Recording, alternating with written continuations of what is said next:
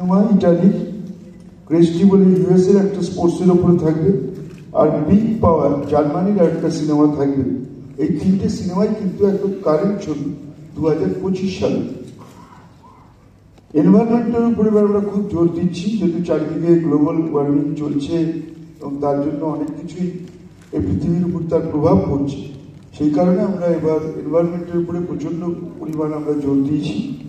সেই এনভায়রনমেন্টে এবার আমরা 4টে সিনেমা দেখাচ্ছি: how deep is your love, Everest dark, Bambi এবং গোস্ট এলিফেন্টস।